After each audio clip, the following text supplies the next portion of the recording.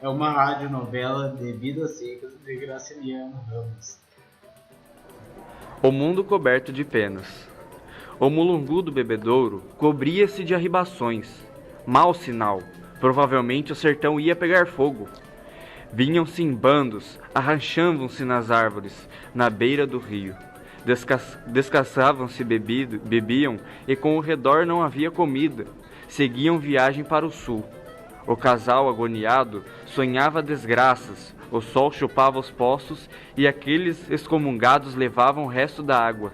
Queriam matar o gado. Sinhá Vitória falou assim, mas Fabiano resmungou, franziu a testa, achando a frase estranha. Ao invés de aves matarem os bois e cabras, que lembrança!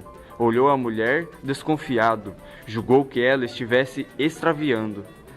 Foi sentar-se no banco e copiar. Examinou o céu limpo, cheio de claridade e mau agouro, e que as sombras das arribações cortavam. Um bicho de penas matar o gado? Provavelmente Sinhá Vitória não estava regulando. Fabiano estirou os beiços e enrugou mais a testa, suada, impossível compreender a intenção da mulher. Não adiantava, um bicho tão pequeno. Achou a coisa absurda e desistiu de aprofundá-la. Entrou em casa, trouxe o aio, preparou um cigarro, bateu com o fuzil na pedra, chupou uma tragada longa, expirou os 4 cantos e ficou alguns minutos voltados para o norte, coçando o queixo. Xi, que fim de mundo!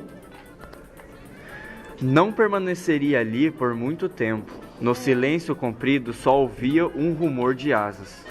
Como era que Sinhá Vitória tinha dito?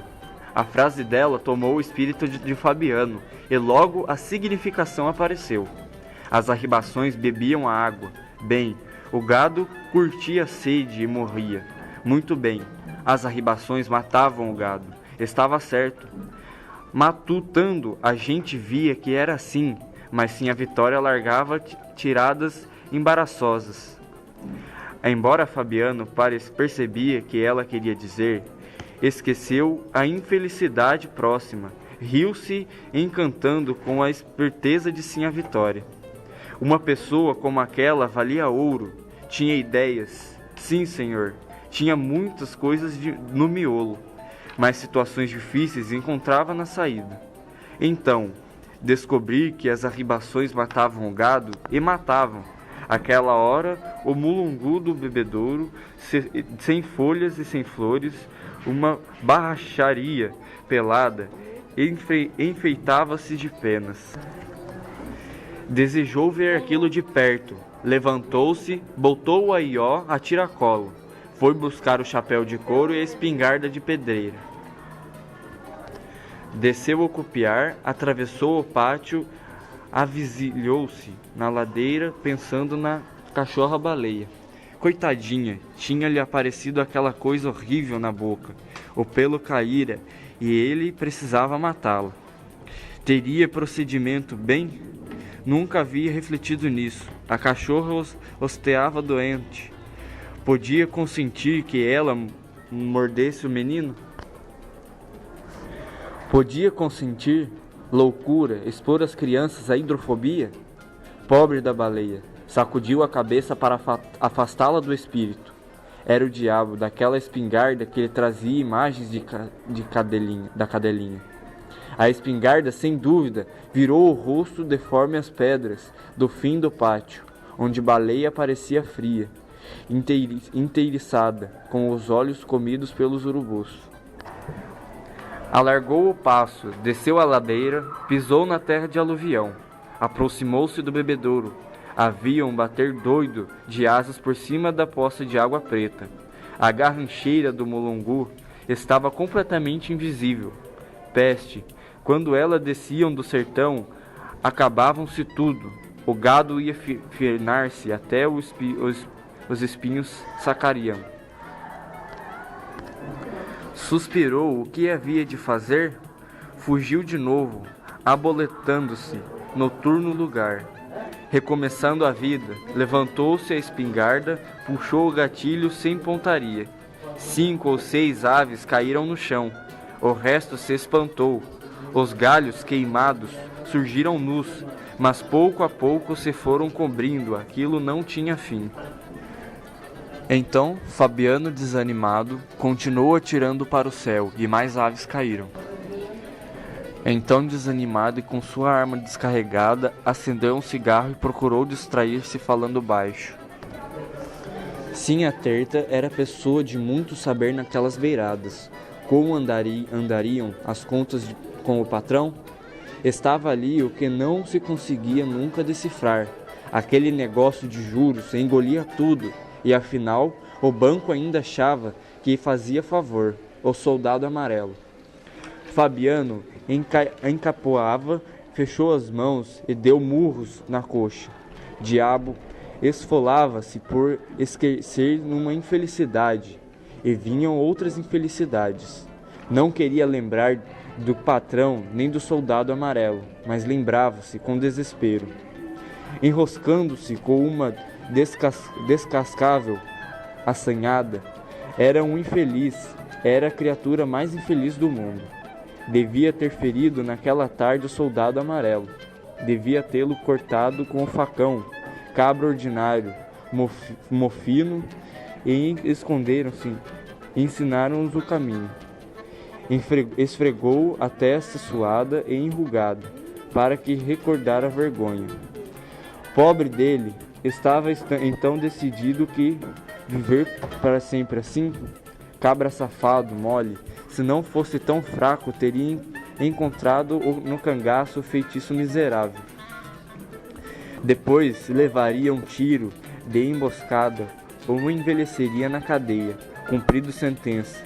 Mas isto era melhor que acabar-se numa beira de caminho, assando no calor. A mulher e o filho acabando também.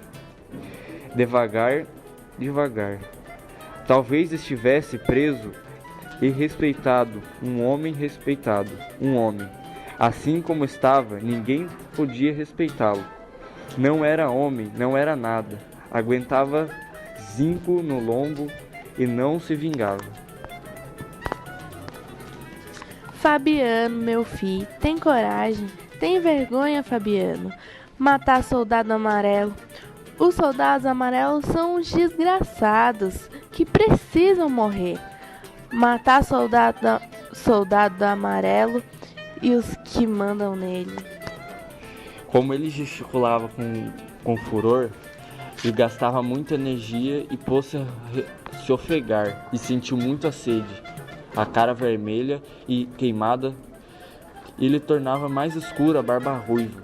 Desceu na ribanceira e agachou-se à beira da água e da sombra, e pôs-se a beber ruidosamente nas palmas das mãos. Miseráveis! Então o ódio dele voltara de novo contra as aves, e ele sentou na ribanceira e atirou muitas vezes contra os ramos de mulungu. E o chão ficou coberto de cadáveres, que ele depois usou como comida para próximas viagens. E também gastou todo o seu dinheiro em chumbo e pólvora.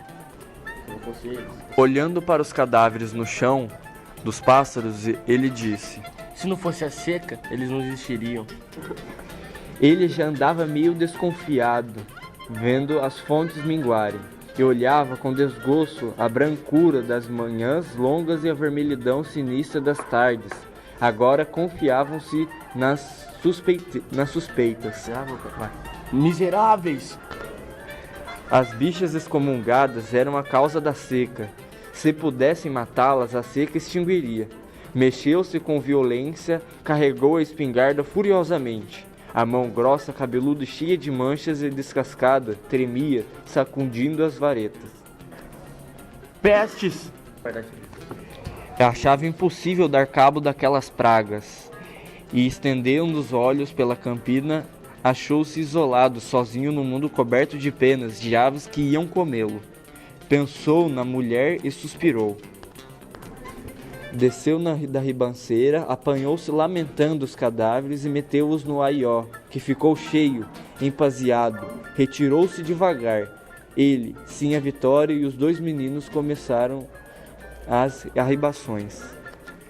Então pensaram: se a cachorra-baleia estivesse viva, iriam regalar-se, porque seria que o coração dele se apertava. Coitadinha da cadela, mataram-na forçado por causa da moléstia. Depois voltaram ao legasto, as cercas e as cortas embaraçadas do patrão. Subiu a ladeira e avizinhou-se aos juazeiros, junto à raiz de um deles, e a pobrezinha gostava de espojar-se, cobrir-se de garranchos e folhas de secas. Então as ideias de Fabiano atrapalharam-se. A cachorra misturou-se aos arribações, que não se distinguiam da seca. Ele, a mulher e os 2 meninos seriam comidos. Sinhá Vitória tinha razão.